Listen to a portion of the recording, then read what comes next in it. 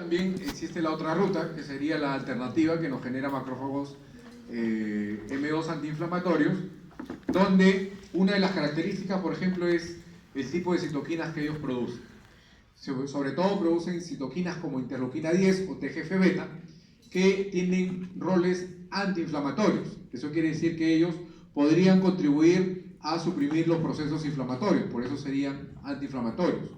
Pero además los M2 se caracterizan por producir otros tipos de compuestos, como por ejemplo prolinas, poliaminas o citoquinas como TGF-beta, que a su vez motivan, por ejemplo, la reparación de tejidos, sobre todo en procesos como la cicatrización, donde los tejidos son alterados y hay que regenerar después el tejido. Los macrófagos M2 ayudan a la reparación del tejido. Entonces, ambos tienen funciones opuestas que dependen mucho del entorno en el cual ellos se encuentran. Y ese entorno es el que va a sugerir su polarización, ya sea de tipo M1 o de tipo M2.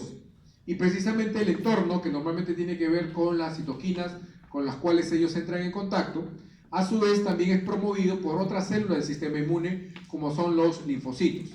Entonces, los linfocitos, junto con los macrófagos, hacen una especie de espejo o de reflejo, contribuyendo los dos con citoquinas para motivar un tipo de polarización, ya sea M1 o M2, o en el caso de los linfocitos T, TH1, TH2 o TH17. ¿Cómo funciona esto? Como pueden ver, los macrófagos pueden recibir estímulos no solamente de microorganismos como los lipopolisacarios, y eso puede llevar a su activación M1, sino también un estímulo importante que reciben ellos son los interferones. El interferón gamma, que inicialmente era producido solamente por los linfocitos TH1, pero que hoy en día se sabe que también es producido por los TH17 o por la natural killer, normalmente estimulan al macrófago a que se diferencie a un fenotipo de tipo M1, ¿no? A su vez, los macrófagos responden produciendo citoquinas como la interleuquina 12, la cual, como ya sabemos, diferencia a los linfocitos T hacia el perfil TH1 sobre todo, ¿no? Además, la interleuquina 12 también puede activar a la natural killer, con lo cual puede promover un mecanismo de defensa a nivel de estas células. Además, los macrófagos producen quimioquinas, que son las que atraen hacia el lugar de los macrófagos a células como los linfocitos TH1. De esa manera, los macrófagos, una vez activados, M1, producen sustancias como las especies reactivas del oxígeno, producen la interleuquina 12 que ya hemos mencionado, la interleuquina 23, la interleuquina 10 no la producen mucho porque esa más bien la produce el macrófago M2, y entonces dentro de las respuestas en las cuales participan los M1 está la promoción de la respuesta TH1.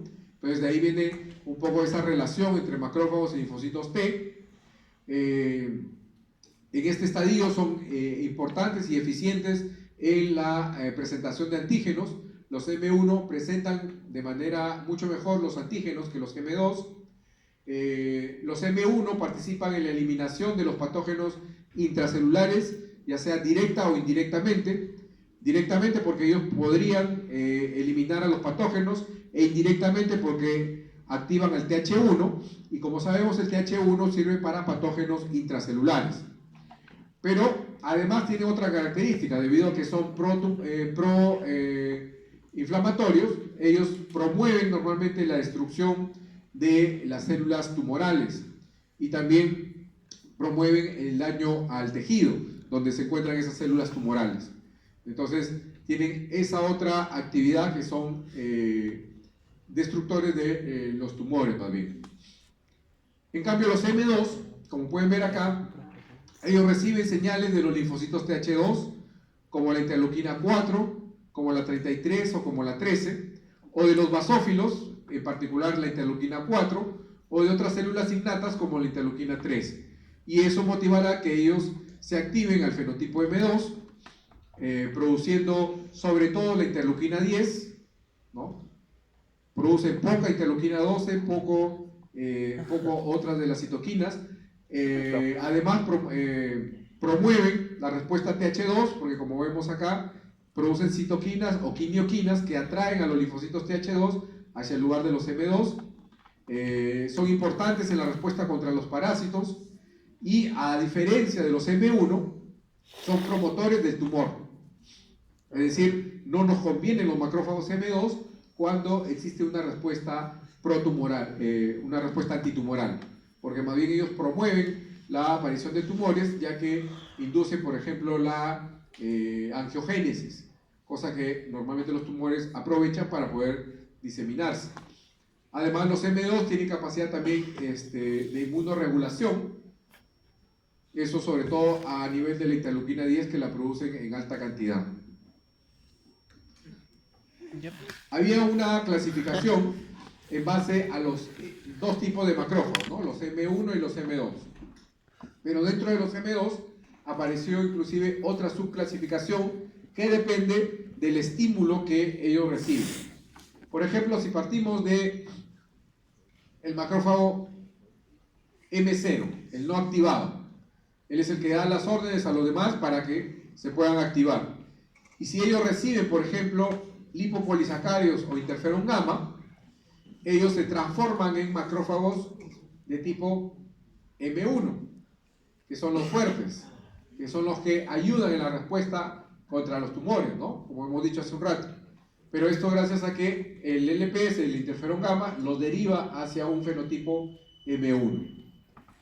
Y luego aparece el fenotipo M2, pero dentro de los M2 hay subtipos que dependen del estímulo que reciban. Por ejemplo, si en el entorno del macrófago hay sobre todo interleuquina 4 o interleuquina 13, esos macrófagos se convertirán en macrófagos M2A. Esos macrófagos M2A son inducidos por estas citoquinas. Pero si en lugar de estas citoquinas le ponemos al macrófago no activado inmunocomplejos, antígeno anticuerpo, o le ponemos interleuquina 1 beta o le ponemos lipopolisacáridos, ellos se convierten en el fenotipo M2B. Si en su lugar los macrófagos reciben interleuquina 10, TGF-beta o glucocorticoides, ellos se diferencian a macrófagos de tipo M2C. Entonces, dentro de los macrófagos M2, podemos decir que estos son como los buenos, ¿no? Los que van a ayudar en la respuesta, sobre todo anti-inflamatoria. Pero nunca falta un malo. Y ese malo es el que reacciona a estímulos como, por ejemplo, adenosina, que hace que se conviertan en macrófagos M2D. Esos macrófagos M2D son justamente los que dijimos hace un rato que promueven el proceso tumoral. Son protumorales porque inducen el proceso angiogénico, es decir, hacen que los tumores generen más vasos sanguíneos para poder diseminarse y generar metástasis. Esos macrófagos, digamos que no nos convienen mucho. Se llaman también macrófagos de tipo TAN. Son macrófagos asociados al tumor y son del fenotipo M2D. Entonces existe esa clasificación de macrófagos M1, M2, pero dentro de los M2 a su vez hay subclases y cada subclase tiene una particularidad. Otra cosa importante de los macrófagos M1 y M2 en general es que ellos producen un repertorio de quimioquinas diferente. Y ese repertorio de quimioquinas es el que sirve para atraer hacia ellos a otras células del sistema inmune, ¿no? Por ejemplo, los M1 atraen a linfocitos TH1, a linfocitos citotóxicos de tipo 1, a las natural killer, atraen hacia su lugar de actividad. En cambio, los M2 atraen a basófilos, eosinófilos, TH2, T reguladores, ¿no? Principalmente ese tipo de células. Entonces, gracias a las quimioquinas que producen los M1 y M2, que son distintas dependiendo del tipo de macrófago, se atraen a otras células del sistema inmune para promover la respuesta en la cual ellos participan. Y si vamos a algunas patologías en particular donde están implicados los macrófagos, vamos a ver que normalmente la polarización M1, M2 se distribuye dependiendo del tipo de infección o enfermedad.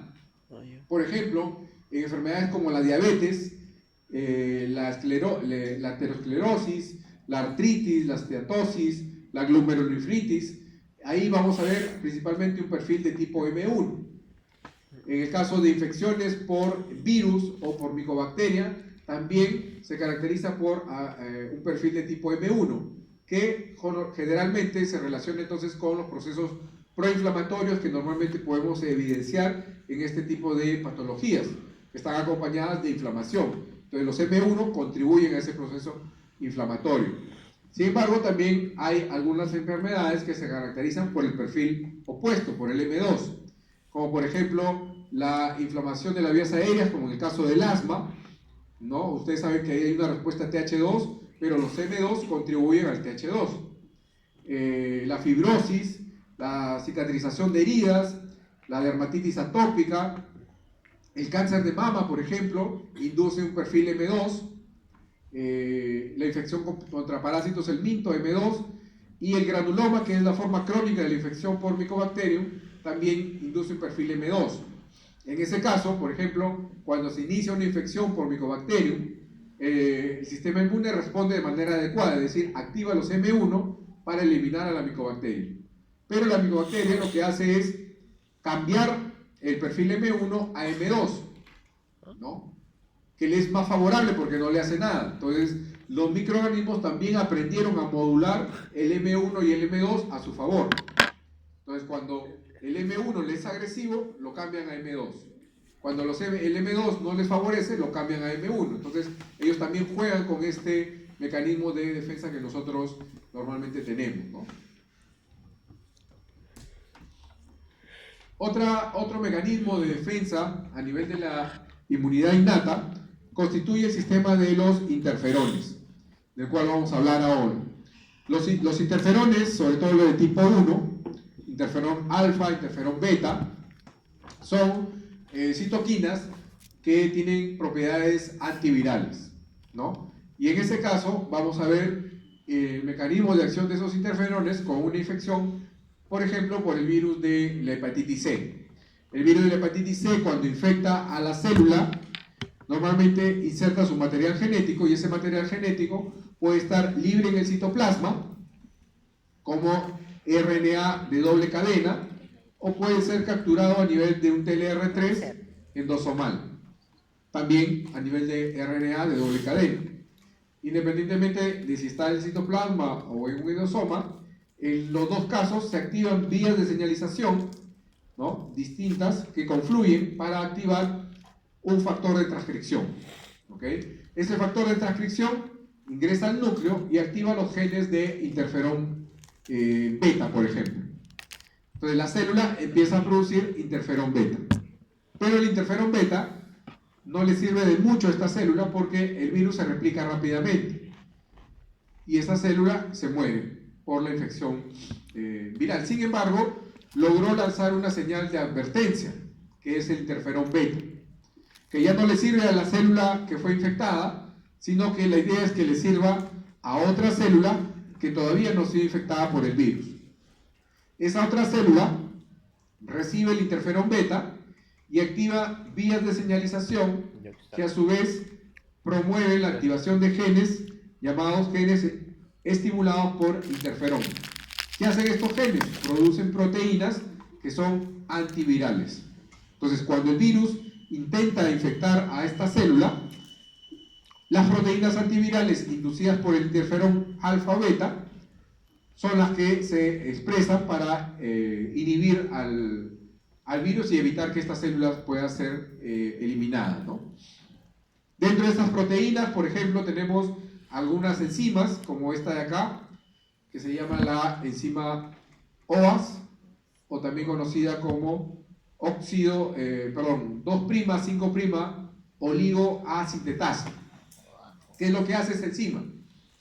Acá podemos ver el RNA del virus, activó los interferones activaron la producción de esta enzima dentro de la célula, y esta enzima lo que hace es activar a las RNasas. Nuestras células tienen RNasas, pero están inactivas normalmente. Y una RNasa lo que hace es romper el RNA.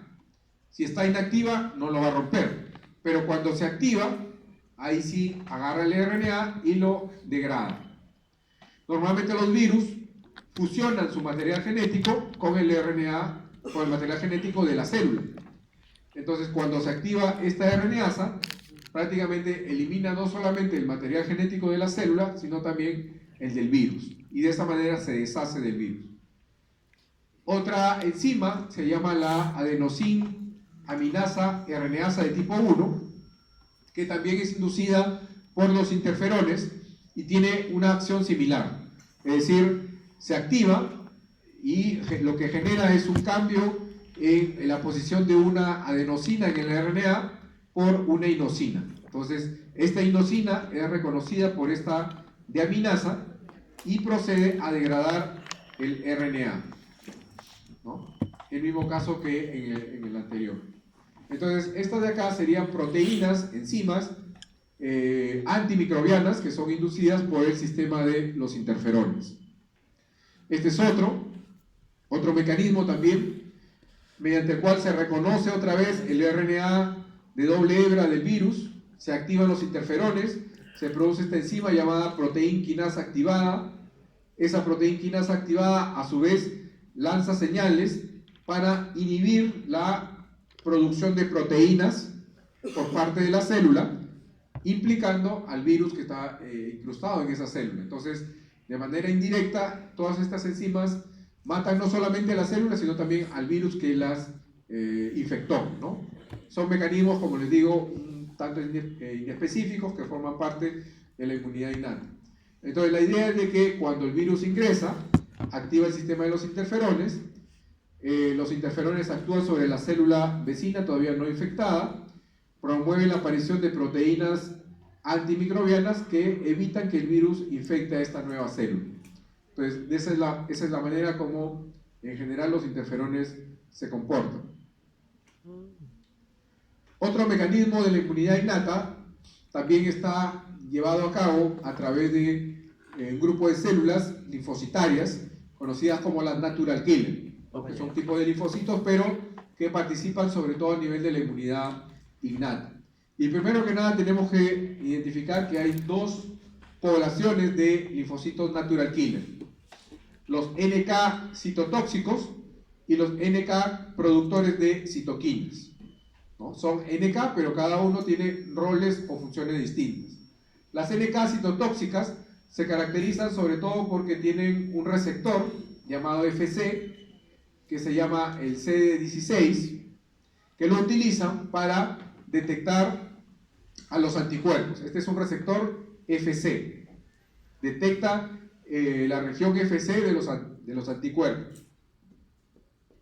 Por lo tanto, debido al gran contenido granular que es citotóxico, estas células participan en lo que se conoce como citotoxicidad celular dependiente de anticuerpos, que vamos a explicar dentro de un rato.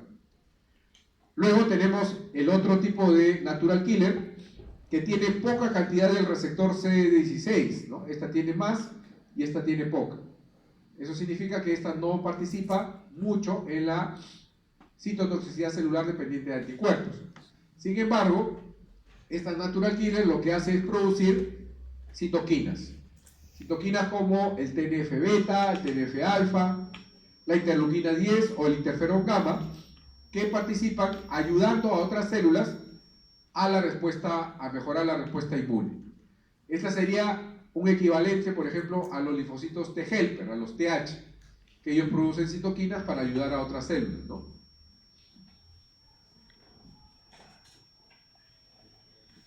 Este es el mecanismo de citotoxicidad celular dependiente de anticuerpos, donde precisamente participan las células NK CD16 positivas. Acá podemos ver, normalmente cuando una célula, por ejemplo, es infectada por un virus, los antígenos del virus se expresan en la superficie de la célula.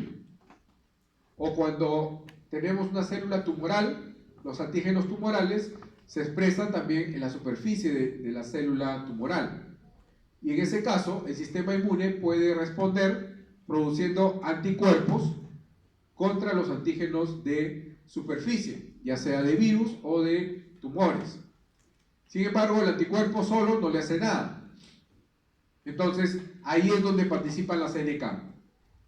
Las NK citotóxicas tienen el receptor que reconoce el extremo FC de los anticuerpos. Entonces, se le acerca a la célula, reconoce el anticuerpo y induce su muerte celular, la mata. Mecanismo citotóxico liberando su contenido precisamente citotóxico sobre las células, ¿no? Hay otro mecanismo también mediante el cual las células NK participan, que involucra a dos receptores. Uno se llama el receptor activador y el otro se llama el receptor inhibidor. También se le conoce como receptor de tipo KIR. El receptor activador, como su nombre lo indica, activa a las natural killers para que éstas ejerzan su mecanismo citotóxico. Pero el receptor inhibidor lo que hace es inhibir al activador, es decir, inhibir a la natural killer para que no se active. Eso quiere decir que los dos participan de manera conjunta con la célula natural killer y, por ejemplo, si se encuentran con una célula del cuerpo normal, sana, el receptor activador se une a un ligando que siempre está presente en las células y el receptor inhibidor es específico para la molécula MHC1, que la vamos a encontrar en la mayoría de células nucleadas de nuestro organismo. Entonces, cuando el receptor activador se une a su ligando en la célula normal, va a mandar una señal a la NK para decir mata a esta célula, pero no la va a matar. ¿Por qué? Porque el inhibidor se unió al MHC y bloqueó al activador. Entonces, la NK no mata a la célula sana normal, gracias a que el receptor inhibidor detectó la molécula MHC de clase 1. Entonces, siempre que una NK se encuentre con una célula normal, no debería atacarla, ¿verdad? Porque estos dos receptores cumplen su rol. Sin embargo, existen algunas condiciones, sobre todo en las infecciones por virus, porque los virus normalmente se presentan a través de la molécula MHC de clase 1, de tal manera que no les conviene que esté la molécula de MHC clase 1. Entonces, algunos virus aprendieron a inhibir la molécula de MHC de clase 1 en las células. De tal manera que cuando la NK se acerca a esta célula infectada por virus, el receptor activador reconoce al ligando, pero el receptor inhibidor no reconoce a nadie porque ya no hay MHC1. Entonces, si no hay MHC1, no hay quien inhiba al activador. Por lo tanto, la NK procede a eliminar a esta célula porque asume que algo le está pasando debido a que no tiene el MHC de clase 1. Entonces, de esta manera, la NK puede ejercer su actividad citotóxica dependiente del MHC de tipo 1, ¿no? Si está presente o no. Otro de los mecanismos de la inmunidad innata, ya ustedes lo han revisado en una clase, así que no vamos a hablar más de él, sino que simplemente mencionar que el sistema de complemento es un sistema amplificador de la respuesta inmune, forma parte de la inmunidad innata, que dentro de sus funciones está la lisis celular, está la activación de la inflamación, promueve la inflamación, promueve la opsonización, es decir, la fagocitosis, porque hay componentes que son opsoninas, promueve la solubilización de algunos complejos inmunes sobre todo, es decir, tiene varios roles dentro del sistema inmunológico y dependiendo de la vía que active el sistema de complemento, ya sea por la vía clásica, alternativa o de las lectinas, todas ellas confluyen en la activación de una C3 convertasa que motivará la formación final del complejo de ataque de membrana, ¿no? Con lo cual inducen la lisis de muchos patógenos o muchas células infectadas por patógenos. De tal manera que, como les digo, ya ustedes han tenido una clase al respecto. De lo que sí vamos a hablar es de algunos receptores de la inmunidad innata que precisamente permiten el reconocimiento de una serie de patógenos. En general, esos receptores de la inmunidad innata se conocen como receptores de reconocimiento de patrones, o PRRs. Dentro de los PRRs hay varios tipos de receptores. ¿no? Y precisamente lo que hacen es reconocer a los patrones moleculares asociados al patógeno o los PANs, que están presentes en las bacterias, en los hongos, en los parásitos, ¿no? Sobre todo en ese tipo de microorganismos. Estos PANs serían los antígenos, que son reconocidos por este grupo de receptores. Participan también en los procesos inflamatorios. Unos receptores PRRs muy conocidos y muy reconocidos son los Toll-like receptors. Son uno de los tantos receptores que vamos a revisar, pero los TLRs ayudan a la señalización intracelular y contribuyen no solamente con la inmunidad innata, sino también con la inmunidad adaptativa. Acá podemos ver cómo los receptores de reconocimiento de patrones que están presentes en el ADN de muchas células del sistema innato permiten entonces a células del sistema innato, como por ejemplo las células dendríticas, reconocer a estas estructuras llamadas PAN sobre la superficie de los patógenos. Entonces acá hay de alguna manera un reconocimiento que es algo específico, porque ahí está involucrado un receptor y en este caso un ligando o antígeno, ¿no?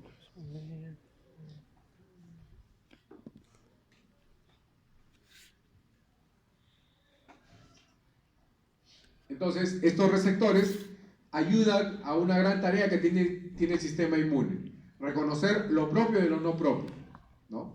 El sistema inmune, tanto innato como adaptativo, aprende a reconocer a sus propias estructuras, células, moléculas, tejidos, etc., y las diferencia de lo que es extraño, por ejemplo, los PANs, que serían extraños para nosotros.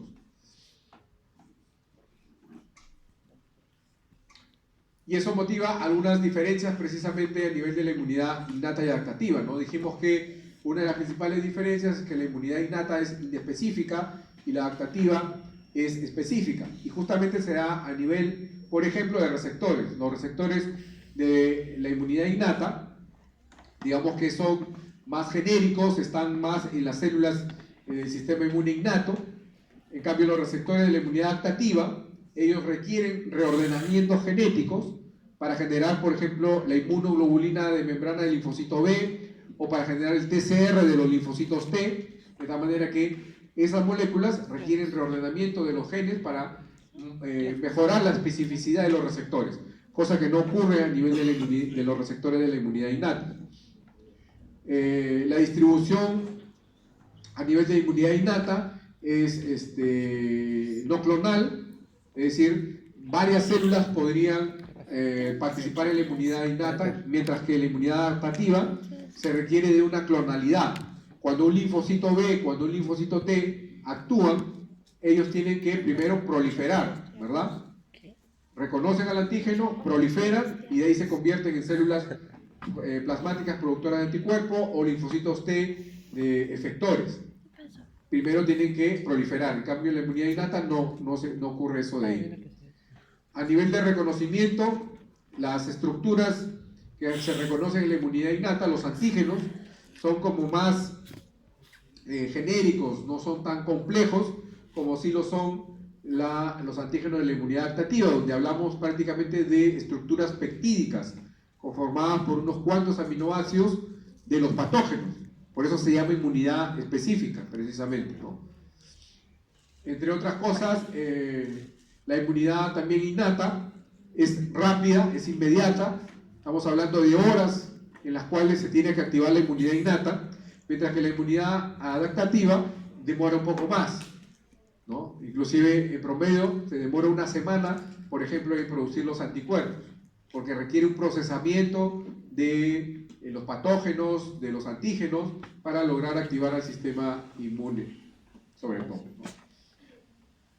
También vamos a hablar de otro mecanismo importante de la inmunidad innata, que es la inflamación. Pero la inflamación de origen inmunológico, porque hay una inflamación no inmunológica, que se refiere de alguna manera a otros mediadores, sobre todo mediadores lipídicos provenientes de la vía del ácido araquidónico, que inducen procesos inflamatorios. Pero lo que vamos a hablar acá básicamente es de la inflamación de tipo inmunológico, donde, como vamos a ver, las principales células que contribuyen a este tipo de procesos son los polimorfos nucleares neutrófilos, los macrófagos, las células dendríticas, los mastocitos, los basófilos, los eosinófilos o las células natural killer. Todas ellas, en mayor o menor medida, contribuyen al proceso inflamatorio.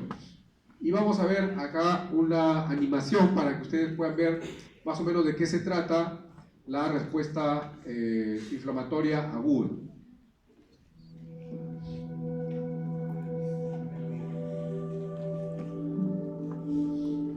La inflamación es una reacción protectora del tejido vascular para localizar el daño. La inflamación aguda inicia casi inmediatamente el daño tisular y es la primera fase de la curación de la lesión.